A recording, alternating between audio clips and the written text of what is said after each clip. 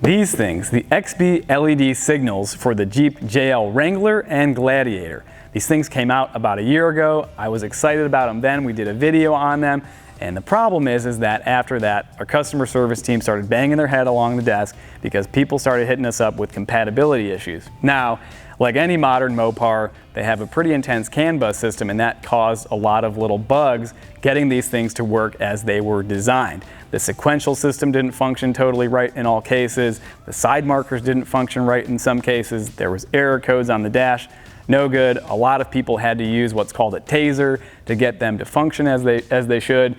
And all in all, they looked great, they were super bright, but they just didn't promise. They didn't deliver on their promise, right?